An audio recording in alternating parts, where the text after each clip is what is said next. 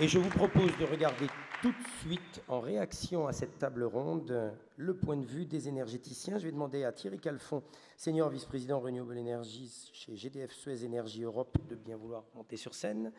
Antoine Cahuzac, directeur général de EDF EN, Thierry Vergniaud, directeur de Enertrag AG Établissement France, et Jérôme Biret, directeur général de Quadrant Énergie Libre. Ils vont réagir à la table ronde précédente, ils vont vous donner leur point de vue sur le projet de loi ô combien discuté ces temps-ci. Ils vont vous dire s'il y a déjà des effets des mesures BROT, enfin des mesures dites BROT, l'impact de l'autorisation unique. Voilà, installez-vous comme vous le voulez. Qu'est-ce qui nous manque là? Qu'est-ce qui nous manque encore?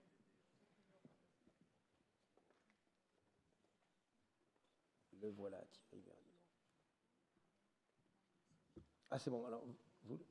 Non, laissez pas un siège libre au milieu, là. Venez au milieu, là. Venez au milieu. Comme ça, les deux majors vont encadrer les deux outsiders. C'est parfait. C'est très bien comme ça. Quel impact de l'autorisation unique selon eux? Et puis, relais des propositions et de tout le travail qui a été formulé par le syndicat des énergies renouvelables, dont ils sont adhérents et dont ils pourront vous dire ce qu'ils en pensent. On va commencer avec Thierry Calfon, donc senior vice-président Renewable Energy pour GDF Suez Énergie Europe. Ils vont pratiquement avoir les mêmes questions tous. Donc la première question, messieurs, c'est réaction à tout ce que vous venez d'entendre. Réaction à ce que vous venez d'entendre au niveau des procédures, au niveau du raccordement, au niveau de la simplification de la vie des entreprises, de votre quotidien. Alors bonjour à tous. D'abord, je m'exprime devant vous comme représentant de la nouvelle entité ENR créée par le groupe GDF Suez en Europe, qui rassemble l'ensemble de nos actifs ENR en Europe et donc qui témoigne de l'ambition de notre groupe en matière d'ENR en Europe. Alors, votre question... Réaction par rapport à tout ce que vous venez d'entendre. Réaction. Alors, moi, je trouve que les avis sont assez convergents, qu'il y a, au-delà des intérêts de chacun, une volonté assez consensuelle de progresser dans la nécessité de lever des verrous essentiels au développement des ENR en France et en Europe. Et parmi ces verrous, il y a effectivement les obstacles administratifs et la nécessité d'aller plus loin et plus fort dans la simplification administrative. Alors, on a fait des progrès.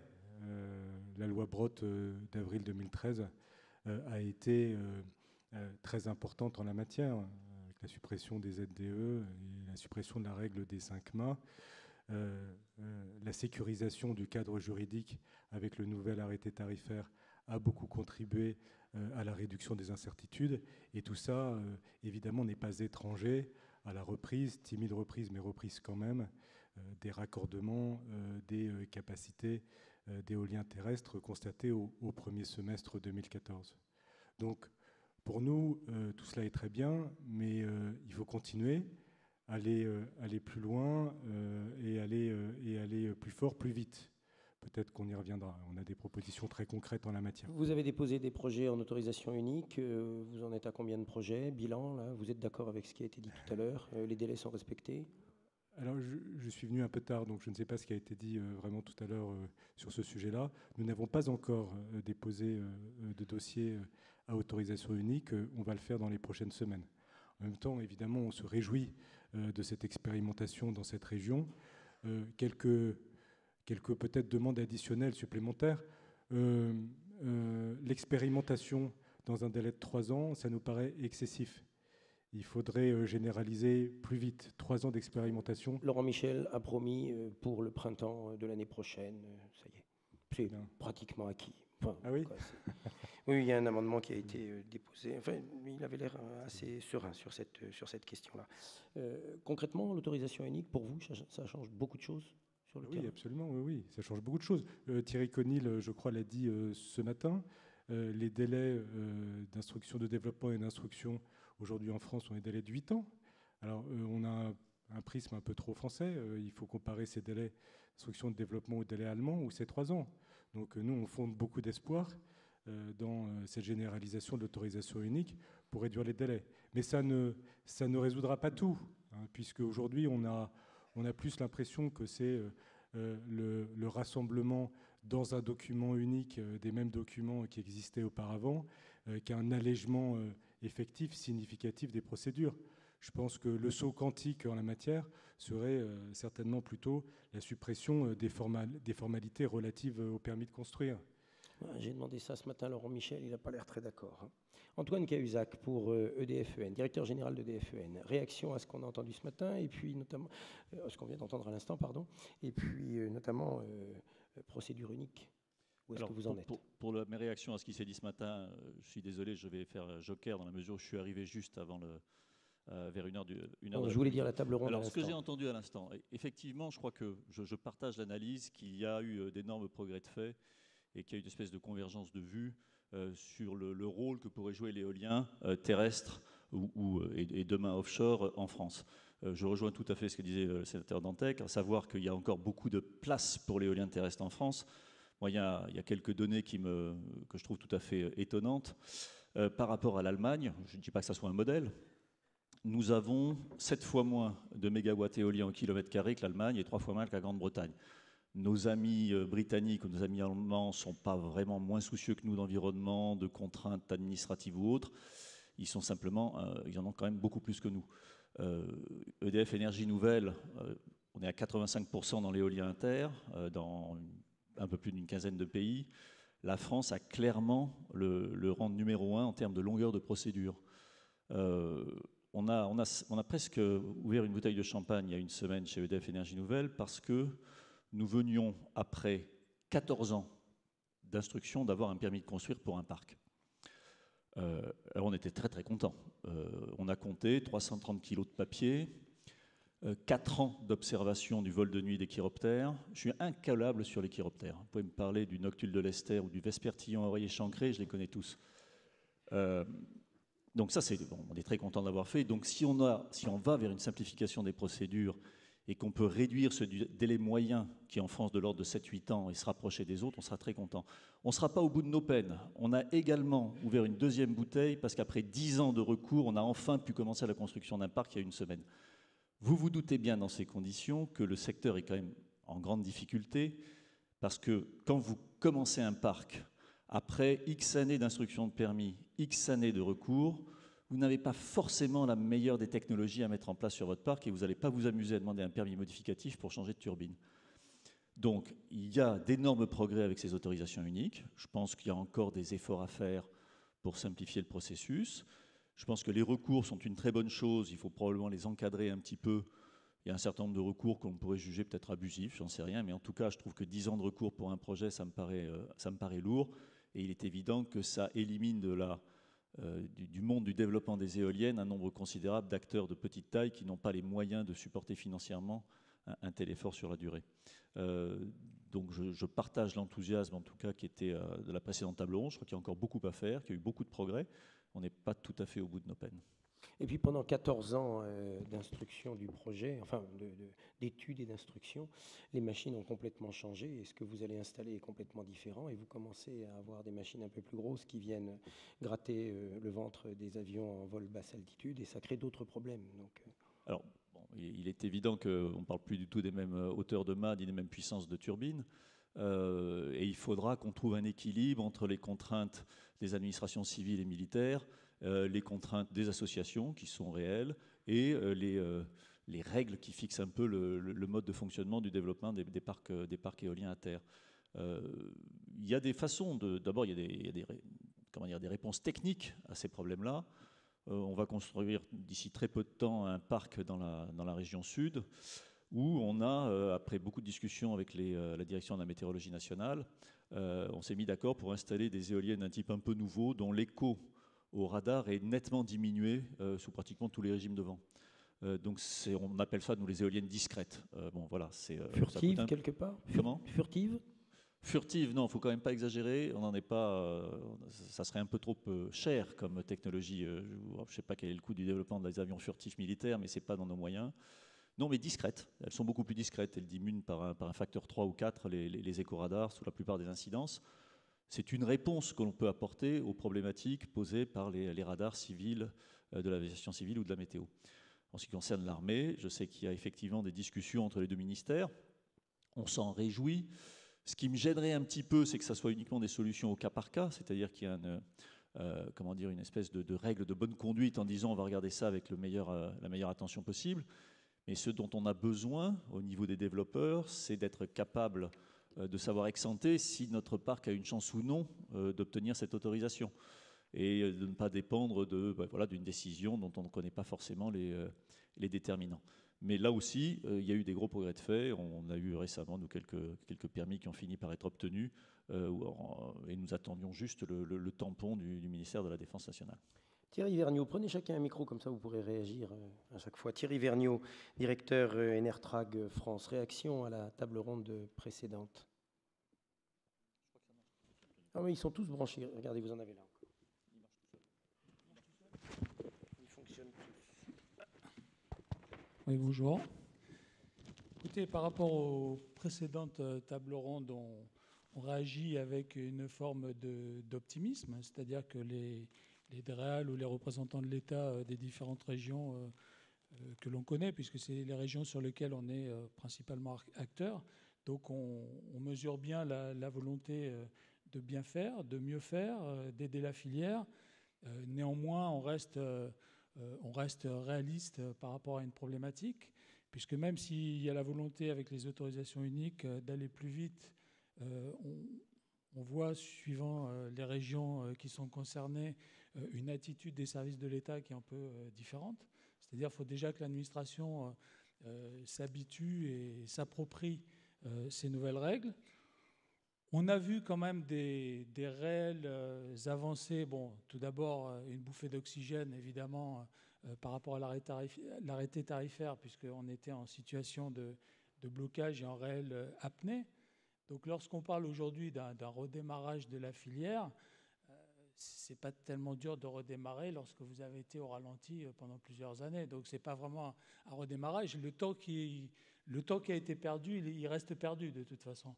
Donc forcément, il y a un redémarrage, mais si on avait bloqué une année de plus, on aurait redémarré encore plus fort. Donc c'est une vision des choses qui est un peu erronée. Il y a un point qui est assez intéressant qui s'est passé, c'est dans la possibilité de prolonger les permis de construire sur une période allant éventuellement jusqu'à 10 ans en renouvellement, puisqu'en fait, on avait des problématiques simples. C'est que les permis de construire qui pouvaient être purgés, on était en phase de les perdre. Donc il y a eu des vraies avancées. Il y a une volonté politique qui est affichée. Donc on a une attention toute particulière, et notamment au niveau du CER, sur la nature des amendements qui sont portés dans le cadre de la négociation de la loi. Donc on est plus optimiste, mais on est très attentif, car on pense qu'il peut y avoir toujours des surprises, et même les meilleures idées du monde peuvent avoir des effets induits un peu difficiles. Enertrag a déjà déposé des dossiers en procédure d'autorisation unique? Non, pas pour l'instant. On va le faire dans les prochaines semaines, donc c'est en cours, et on s'interroge aussi de quelle manière vont être perçus ces dossiers, quelle va être la vitesse réelle d'instruction, et on imagine, puisqu'on a des contacts très étroits avec les services instructeurs, que les régions ne seront pas avec une réactivité telle qu'elle a été décrite tout à l'heure, et sur la région du nord de la France notamment. Antoine Cahuzac. Oui, j'ai parlé tout à l'heure d'un permis qui avait mis 14 ans à être obtenu. Il y en a un autre qu'on a obtenu récemment, on a mis moins d'1 an. Donc l'autorisation unique peut accélérer les choses. Mais il n'était pas en autorisation unique, celui-là, si c'est moins d'1 an. Mais bon, il n'y a pas de règle générale. L'incertitude prévaut encore. Jérôme Biret, directeur général de Quadrant Énergie Libre, réaction à la table ronde précédente. Mitigé. Moi, je confirme ce qui vient d'être dit, c'est-à-dire l'autorisation unique va dans le bon sens, ça c'est assez évident. Nous, on a 4 dossiers qui sont en cours d'instruction.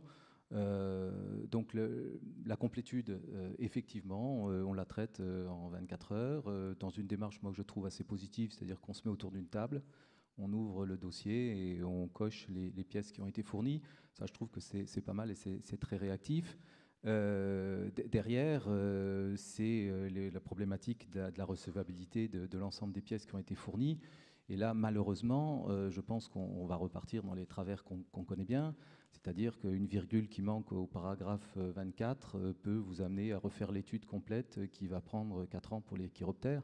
Et là, le délai étant suspendu, on n'aura pas beaucoup progressé, quoi. Donc, moi, je voudrais quand même attirer votre attention et faire un petit focus sur la réglementation. Réglementation au sens large, hein, on en a parlé tout à l'heure au niveau de la loi de transition énergétique. La loi, elle est super parce qu'elle définit des grands principes, mais il y a quand même beaucoup de choses qui vont être renvoyées à des arrêtés, à de la réglementation pure. Je rappelle quand même aujourd'hui que dans ce qui bloque le développement des projets éoliens, il y a aussi les radars, les problématiques militaires sous toutes leurs formes, radar météo, j'entendais, radar militaire, survol à basse altitude. On a parlé des raccordements, et là aussi on est dans de la réglementation, pas que de la réglementation, parce qu'il y a de la technique, mais il y a aussi des règles qui parfois sont ubuesques sur les raccordements et qui nous font perdre beaucoup de temps et qui font perdre beaucoup d'argent à nous, développeurs et exploitants, mais aussi investisseurs, mais aussi à la collectivité. Donc tout ça est un tout, et c'est pas par l'autorisation unique qu'on a tout réglé. L'autorisation unique est une bonne porte d'entrée aujourd'hui. Maintenant, il faut qu'elle fonctionne et il faut que la réglementation générale suive. Quand on voit aujourd'hui que pour une problématique d'espèces protégées, on remonte au niveau national dans des commissions qui se prononcent sur l'intérêt ou non d'un parc éolien à l'autre bout de la France, et qu'accessoirement, puisque j'ai aussi une petite casquette d'homme, on a les mêmes problématiques en Outre-mer, alors qu'on a quand même des spécificités, on ne fait pas preuve d'inventivité et d'efficacité. On va en reparler tout à l'heure des DOM. Thierry Calfon pour GDF Suez. Qu'est-ce qui coince encore aujourd'hui? Sur quoi il faut travailler en premier? Simplification à tous les étages. Et je pense que là, je rejoins tout ce qui a été dit par mes camarades à cette tribune. Accélérer le calendrier de généralisation, simplifier les procédures de raccordement, supprimer les formalités relatives au permis de construire qui sont redondantes avec les autorisations ICPE combinées avec enquête publique et études d'impact. Et puis des choses un peu plus techniques, localisées. Les aménagements loi littorale, il faut être en capacité de faire du repowering dans les zones littorales. Et je crois qu'il y a des amendements en cours de discussion à 7 heures qui pourraient permettre de le faire. Mais ça, c'est très important pour des parcs qui pourraient aujourd'hui se trouver en fin de vie et qui ont besoin de refurbishing ou de repowering. Et évidemment, comme on l'a dit à côté de moi, continuer les bonnes discussions qui sont ouvertes sur les radars militaires et les radars météo. Antoine Cahuzac, il a oublié quelque chose?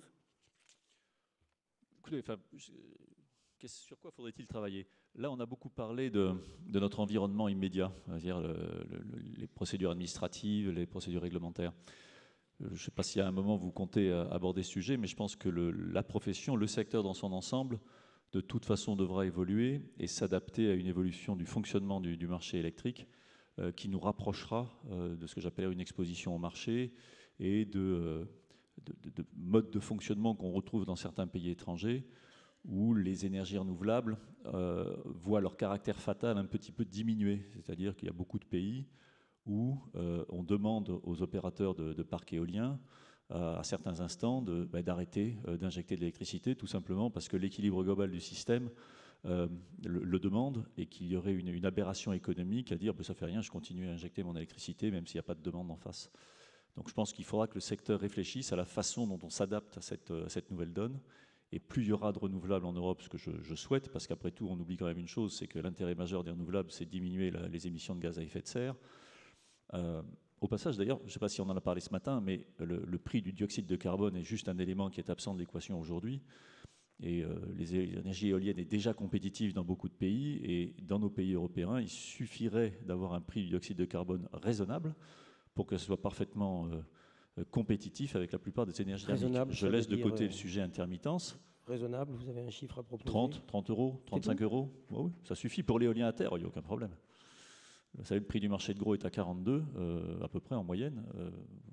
Vous ajoutez 30 euros à ce prix qui est quand même pas mal tiré par le charbon ou le gaz. Vous arrivez à des prix qui sont tout à fait voisins du prix qui sont satisfaisantes pour les producteurs éoliens. Je reviens sur mon propos, je pense qu'il faudra qu'on s'habitue à cette exposition au risque marché, qu'on s'habitue à ce qu'on appelle les techniques de curtailment, c'est-à-dire d'arrêter nos parcs. Et ça aussi, le jour où la profession aura fait un pas dans cette direction-là, je pense que la part des renouvelables dans le mix énergétique sera nettement facilitée.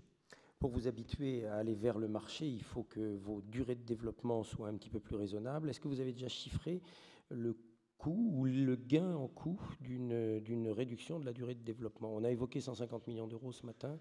C'est assez difficile à dire. Ce que je peux faire à la limite, c'est comparer le coût moyen de développement d'un projet en France avec le coût moyen de développement, par exemple, en Grande-Bretagne, où on est assez présent. Je dirais qu'il y a un petit 10% supplémentaire dû à ces délais supplémentaires, en moyenne, un peu moins que cela. Je veux pas comment dire, il ne faut pas non plus les exagérer. Ça mobilise des équipes, mais dans un parc éolien, en moyenne, le coût de la turbine représente 80% du coût de développement. Donc effectivement, vous agissez sur les 20% restants. Et je ne reviens pas sur le fait qu'après 10 ou 15 ans, vous n'avez pas forcément la turbine la mieux adaptée à un environnement donné. Mais ça, c'est un autre sujet. Thierry Vergniaud, Jérôme Biret, vous aussi, vous êtes pressés de sortir de ce système des tarifs d'obligation d'achat, des feed-in tarifs? On n'est pas très pressé de sortir de l'obligation d'achat. Tout dépend quand on va en sortir, comment et pour faire quoi. Donc aujourd'hui, le système de l'obligation d'achat est certainement le système qui permet d'obtenir les meilleurs financements et qui permet de construire les parcs. Ça a une durée de vie limitée, c'est-à-dire qu'on imagine bien qu'un autre système va se mettre en place. Est-ce qu'on est pressé? On va vous dire non, on n'est pas très pressé, mais on est réaliste. Donc on n'est pas pressé, mais on est réaliste. Donc on sait que ça va changer, donc on essaye d'imaginer de quelle manière et de se renseigner, d'être acteur aussi dans ces changements-là, mais on n'est pas franchement pressé. Jérôme Biret, pour Quadrant? Non, je confirme l'urgence de ne pas se dépêcher. Non, nous on s'y prépare très activement, puisque on travaille aujourd'hui avec des agrégateurs, avec Hydronext pour ne pas les nommer, dans la perspective de mettre notre énergie sur le marché. Mais c'est vrai qu'aujourd'hui, à la fois, on dit on n'est pas pressé, mais à la fois, le système qui a été construit jusqu'à présent ne nous met pas une pression fabuleuse, puisque tous les contrats sont signés pour encore quelques années, puisqu'on est sur des contrats de 15 ou 20 ans suivant les technologies. Donc on parle là des nouveaux parcs qui vont venir effectivement se diluer dans le système existant. Non, moi je voudrais juste revenir sur la problématique du coût quand même qui est importante, des coûts de développement. Je rejoins un peu les propos d'Antoine Cahuzac jusqu'à un certain point. C'est vrai qu'en termes de surcoût, c'est probablement pas énorme. Par contre, en termes de perte d'opportunités, c'est énorme. Je veux dire, avoir un décalage sur un projet de 3 ans, de 5 ans, de 10 ans, de se retrouver avec des turbines qui sont plus du tout adaptées, qui sont moins bonnes en termes de performance, pour lesquelles on va avoir des problématiques de pièces détachées. Enfin, tout ça est un vrai coût qui est pour nous quelque part dramatique. Alors je ne sais pas le chiffrer, mais là on a une vraie problématique de cadencement des investissements. On a entendu tout à l'heure, on a évoqué tout à l'heure la loi littorale, on a parlé même de repowering. Le cas des DOM, là, c'est même pas du repowering qu'il faudrait faire, c'est du powering tout court. Ça a été bloqué pendant pas mal de temps. Alors, le cas des DOM, oui, il est toujours aussi spécifique. Il faut installer des capacités, ça c'est évident. Il est évident aujourd'hui que dans les DOM, on est quand même en panne sur 2 grandes filières qui sont le solaire et l'éolien. Le seul petit signal positif que je vois, c'est qu'on a l'impression, je pense que c'est plus qu'une impression, que les politiques, là comme ailleurs, se sont saisis du problème énergétique. Alors ça se traduit par la loi d'habilitation, enfin l'habilitation énergétique des DOM. Ça se traduit par la création de SEM ou d'équivalents. Ça se traduit par des programmations. Alors on verra comment se déclinera la loi de transition énergétique et les PPE en Outre-mer. Mais on a l'impression que cette problématique d'autonomie énergétique, d'indépendance énergétique, devient un vrai sujet politique. Alors, on est très loin de solutions concrètes et d'une reprise des investissements, mais on voit quand même les prémices de quelque chose qui pourrait nous faire redémarrer, étant entendu que, par ailleurs, il y a un vrai problème qui est posé. Je rappelle quand même qu'en 10 ans, augmentation de la consommation plus 30%, augmentation de la CSPE sur la même période 400%. Aujourd'hui, c'est 1,7 milliard la CSPE Outre-mer, c'est-à-dire qu'il y a un vrai débat national sur ces coûts de péréquation. Thierry Calfon, on a beaucoup parlé ce matin de l'investissement citoyen, de l'investissement participatif. On a même joué sur les mots. Est-ce que dans la loi, il va y avoir indiqué que les développeurs devront faire appel à l'investissement ou pourront faire appel à l'investissement? Marie Zartiti nous a même proposé, pourront suggérer quasiment systématiquement de faire appel. Est-ce que vous le pratiquez déjà? Quelle est votre position là-dessus? Même question ensuite à chacun d'entre vous. Oui, on pratique ça déjà et de façon très large. Mais avant de répondre à votre question, je compléterai peut-être la réponse que j'ai faite à l'une de vos questions précédentes. Vous m'interrogez ce qu'il fallait faire dans le secteur. Alors, on a beaucoup parlé, j'ai beaucoup parlé de simplification administrative. Il faut aussi que nous, industriels, nous, développeurs, exploitants, nous fassions notre travail. Et faire notre travail et de ne pas attendre tout des pouvoirs publics. Et notre travail, c'est relever le défi de l'amélioration de la compétitivité et de la baisse des coûts. Et donc de l'excellence opérationnelle dans tous les maillons de la chaîne de valeur. Le développement, la construction, l'exploitation, la maintenance, le financement.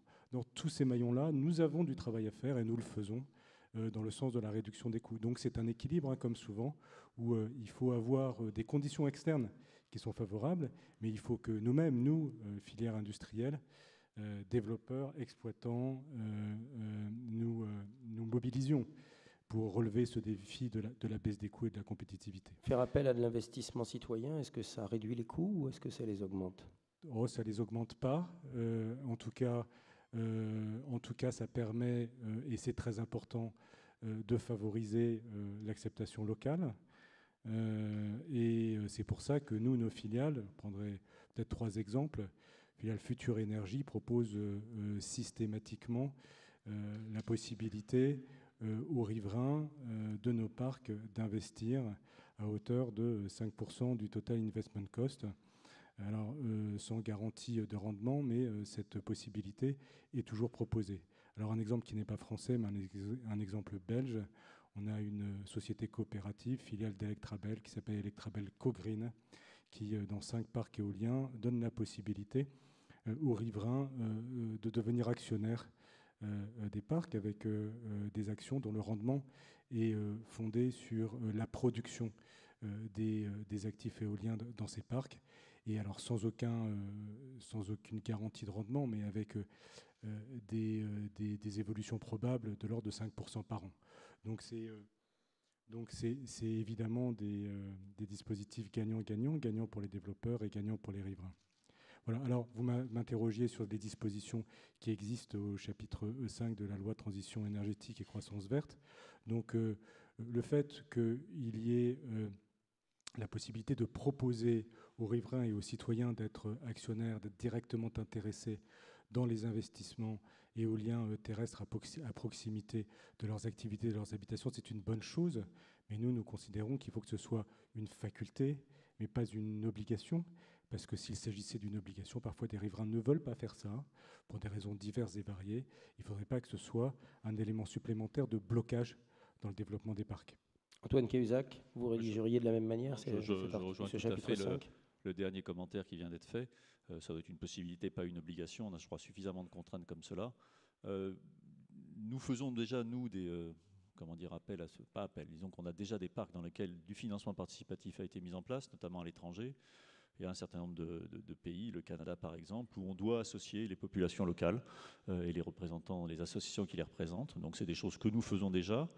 C'est un petit peu compliqué parce que, encore une fois, quand on ne maîtrise pas le calendrier d'investissement, aller expliquer à des particuliers ou à des gens qui ont une surface financière relativement limitée que, écoutez, voilà, vous risquez d'avoir à investir entre maintenant et 1 an, 2 ans, 5 ans, c'est un petit peu compliqué. Il faut que les gens puissent se préparer, puissent avoir les fonds qui soient disponibles. Donc, soit vous le faites en faisant prendre le risque de construction, ce qui n'est pas une chose évidente, soit vous le faites à l'issue de la période de construction, quand le parc est en opération. Et d'une façon générale, c'est ce que nous faisons, puisque, je dirais, dans la quasi-totalité des cas, nous ne gardons pas 100% de détention des actifs que nous construisons. On est plutôt autour de 50%. Donc moi, je vois ça d'un très bon œil, mais comme une possibilité, pas comme une obligation. Jérôme Biret, même chose pour Quadrant? Oui, exactement la même chose. Enfin, moi je voudrais signaler quand même 2-3 points. Premièrement, il nous est arrivé d'ouvrir le capital de certaines opérations et ça a été un échec. C'est-à-dire que le financement participatif, il ne marche pas à tous les coups, quoi, hein. Ça, c'est un petit détail.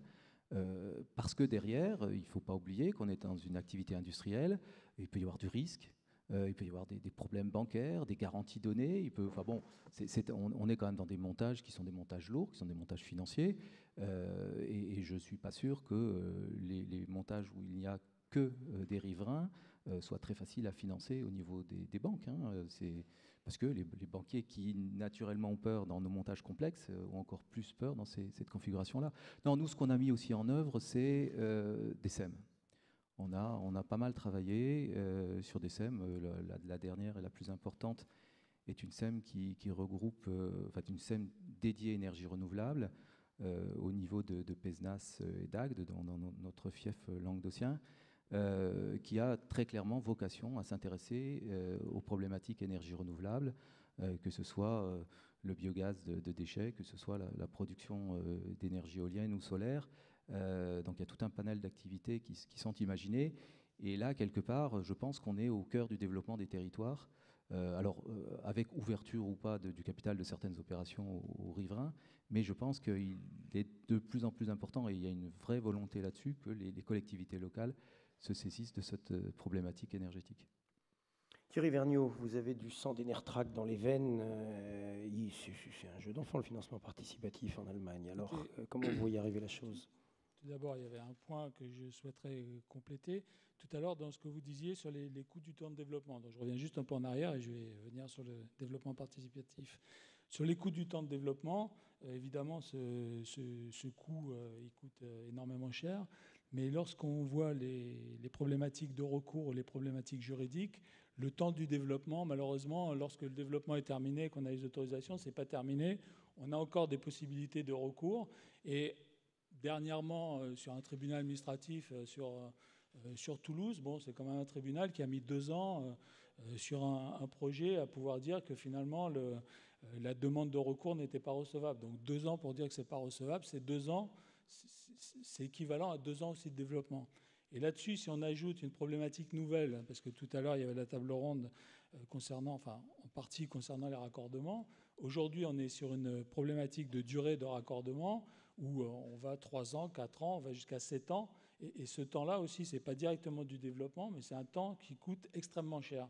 Donc malheureusement, maintenant, en dehors du temps de développement, il y a un temps annexe sur lequel le développeur n'a pas prise et qui peut carrément doubler la durée totale du projet. Donc c'est un élément. Alors sur la partie recours, est-ce que le financement participatif, le fait qu'il y ait des citoyens de terrain, est-ce que ça réduit les recours, ça réduit le nombre de recours ? Je crois que c'est un leurre et que c'est une fausse bonne idée. Probablement que ça contribue à une acceptabilité dans le territoire. Comme a dit Jérôme tout à l'heure, ce n'est pas toujours couronné de succès. C'est extrêmement compliqué à mettre en place.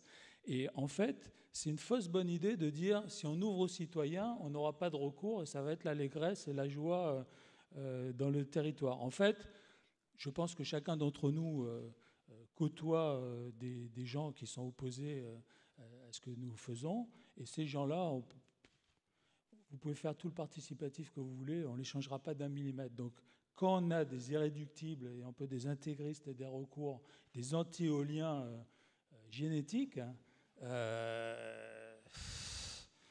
vous pouvez faire tout le participatif que vous voulez. Cette problématique-là, vous ne l'enlèverez pas. Ça reste une idée intéressante, ça reste quelque chose qui est bien, mais ce n'est pas la clé du succès et d'opérations, disons, modérées. Dernière question à vous tous, en commençant avec Antoine Cahuzac. On nous propose de conquérir des nouveaux marchés, c'est ce qui est indiqué sur ce kakémono.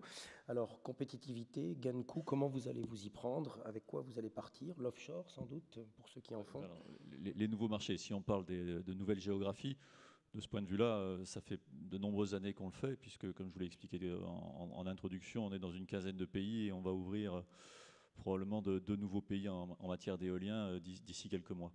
Donc là, je suis prêt à raconter comment on fait, mais je ne suis pas sûr que ça soit l'intérêt. Oui, les nouveaux marchés, il y a effectivement les nouvelles énergies marines.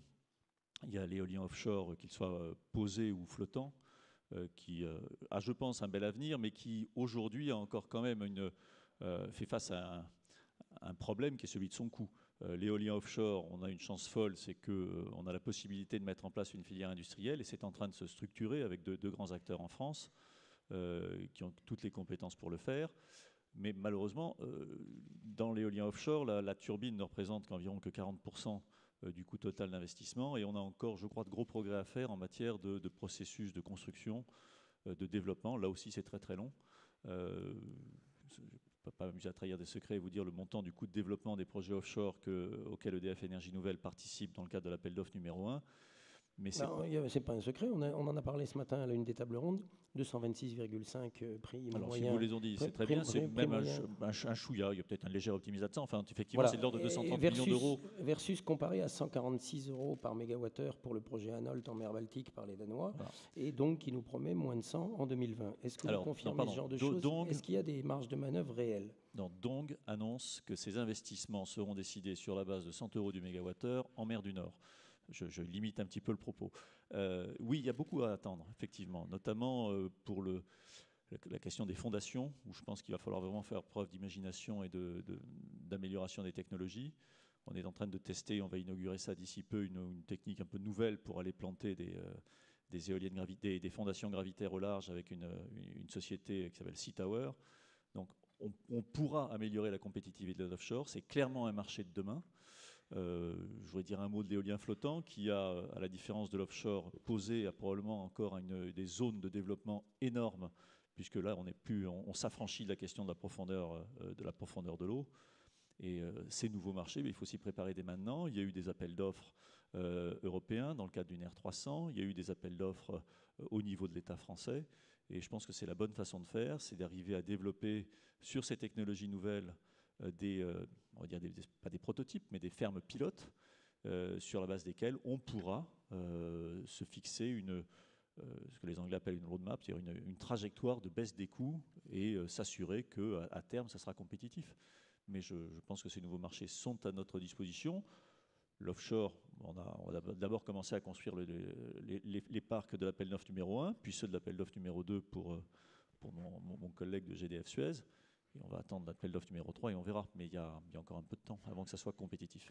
Thierry Calfon, comment est-ce que vous allez vous y prendre pour conquérir ces nouveaux marchés? Est-ce que la base France, enfin, qui est plus large pour vous, hein, puisque vous avez eu tout un tas de filiales un petit peu partout, est-ce que ça va vous permettre de conquérir largement de nouveaux marchés? Alors nous, on a clairement des ambitions importantes dans les deux catégories des nouveaux marchés, hein, qui sont les nouveaux territoires et les nouvelles technologies. Donc on a un périmètre géographique, en tout cas en Europe, un peu moins étendu que celui d'EDF Énergie Nouvelle, mais on est quand même présent dans 9 pays. Mais dans les pays dans lesquels on est présent, dans certains d'entre eux, on a des positions importantes. On est vraiment leader de l'éolien terrestre en France avec 1300 MW. Alors, on va ouvrir aussi quelques nouveaux pays dans les mois à venir. Alors pour les nouvelles technologies, vous savez que nous sommes présents dans l'éolien offshore avec deux gros projets, des mises en service prévues autour des années 2021-2022.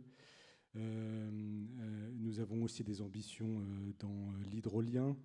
Nous avons répondu à l'appel à manifestation d'intérêt. Donc nous croyons beaucoup dans cette nouvelle technologie et nous y travaillons fortement. Alors il faut que ces nouvelles technologies relèvent le défi de la compétitivité à terme. Parce qu'effectivement, on ne pourra pas éternellement avoir des technologies totalement subventionnées. Et donc il y a des progrès à faire très considérables dans ces nouvelles technologies, et en particulier l'éolien offshore. Le fait d'avoir des turbines nouvelles et plus puissantes. Je rappelle que pour le second appel d'offres éolien offshore, GDF Suez va développer avec Areva une turbine nouvelle de 8 MW. C'est un élément qui contribuera fortement à la réduction des coûts. Alors comment conquérir de nouveaux marchés? Alors moi je pense que il y a deux éléments importants. Le premier élément, peut-être qu'on n'en a pas suffisamment parlé, et j'y reviens, c'est ce que j'ai appelé l'excellence opérationnelle. Il faut qu'on soit capable de démontrer qu'on est en mesure de réaliser des baisses de coûts dans les maillons de la chaîne de valeur. Et je pense en particulier à la construction, à l'exploitation et à la maintenance. Il y a de nouvelles méthodes de maintenance qu'il faut tester et développer. De la maintenance pilotée, de l'optimisation de la maintenance. D'ailleurs, on est plus ou moins tous à réfléchir à ces problématiques. Deuxième élément dont je voulais parler, c'est aussi la qualité des partenariats. L'industrie ENR a certaines particularités, et parmi ces particularités, il y a certainement le fait que ce soit une industrie partenariale. Des partenariats locaux, on en a parlé, mais aussi des partenariats financiers et des partenariats industriels. Partenariats financiers, les développements sont faits en général sous la forme de financement de projets, donc le partenariat avec le monde des banques est très important, mais aussi des partenariats avec des partenaires en equity qu'on développe de plus en plus. Un partenariat qui marche bien, qui est récent, avec Crédit Agricole Assurance, Predica, qui exploite avec nous 440 MW d'éolien terrestre en France. Partenariat industriel, et ça, le meilleur exemple, c'est sans doute ce qu'on fait tous en éolien offshore. Est-ce que GDF Suez fait un partenariat industriel avec ses partenaires industriels, qui est en l'espèce Areva, avec cette nouvelle turbine dont j'ai parlé. Partenariats industriels qui sont aussi des partenariats locaux, puisque ce partenariat industriel va permettre la création d'emplois locaux de façon importante en phase de construction, mais aussi en phase d'exploitation. Donc 2 éléments, hein, excellence opérationnelle et puis qualité des partenariats. Jérôme Biret, Thierry Vergniaud, conquérir de nouveaux marchés après avoir entendu les 2 majors. Voyons ce qu'en pensent de PME. Vous n'êtes pas encore des ETI, hein, vous n'êtes pas encore...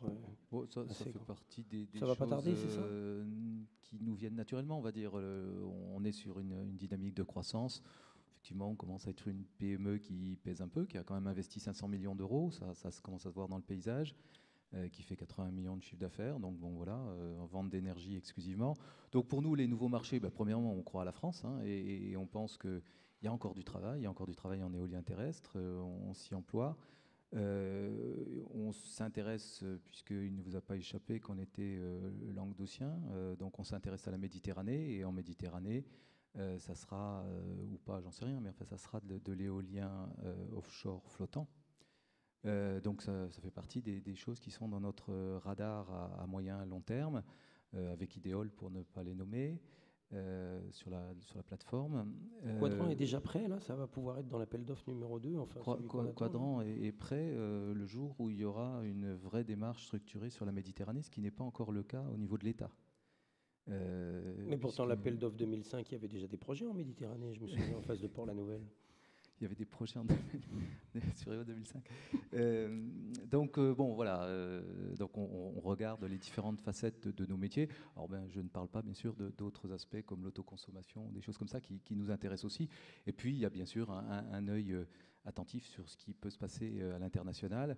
On est déjà présent au Maroc, à l'île Maurice, qui sont des petits territoires. On est présent en Outre-mer, et donc les territoires qui sont autour de nos départements d'outre-mer présentent un intérêt pour nous. Oui, désolé, je l'ai appelé appel d'offres EOL 2005. Là, j'ai fait un retour vers le passé. C'était l'appel d'offres creux de 2005. Mais on l'a tellement oublié, celui-là. Il y avait quand même 10 candidats, un projet retenu. Et d'ailleurs, ça tombe très bien parce que ce projet retenu, c'était Enertrag, en fait. Il n'est toujours pas sorti, celui-là. Vous me posez la question tous les ans. Oui, tous les ans, on attend. Mais par contre, je vais vous donner un scoop. Je pense que l'année prochaine, on n'en parlera plus. Ou on en parlera en bien, mais... on attend un petit peu qu'ils sortent de l'eau, quand même. Écoutez, pour l'instant, on a beaucoup travaillé depuis la dernière fois que vous nous avez posé la question. On a beaucoup travaillé. On ne voit pas encore bien les résultats. On est en train de le configurer de manière un peu différente. Donc, en résumé, la région Haute-Normandie est un peu... moteur sur cette opération. On cherche par tous les moyens possibles des solutions pour pouvoir le faire, puisqu'en fait, il y a eu un énorme travail, un énorme investissement, notamment de la part de notre groupe, sur ce projet-là. On aimerait bien le finaliser, mais aujourd'hui, les conditions économiques ne sont pas au rendez-vous. Mais on est toujours sur le sujet. Bon, je vous poserai la question l'année prochaine. Nouveau marché. La dernière année, vous pourrez la poser. Hein. Ah oui, oui, c'est vrai. Bon, nouveau marché. Écoutez, les nouveaux marchés, donc nous, forts de toutes les bonnes intentions du gouvernement, les bonnes intentions réglementaires, les nouvelles lois, etc., on pense qu'il reste beaucoup de choses à faire dans l'onshore, notamment dans les régions sur lesquelles on a déjà des bonnes bases. Donc, en ce qui nous concerne, on mettra en service très prochainement en France notre 200e mégawatt. Et on va faire un focus sur le onshore, puisqu'on pense qu'on n'a pas encore terminé le développement et qu'il reste pas mal de choses à faire. Et c'est ce qui nous paraît aujourd'hui le plus sûr, et c'est ce que nous savons faire le mieux. Merci. L'un d'entre vous veut-il ajouter quelque chose au point de vue des énergéticiens à cette table ronde? Merci, messieurs, alors, de nous avoir éclairés de votre quotidien.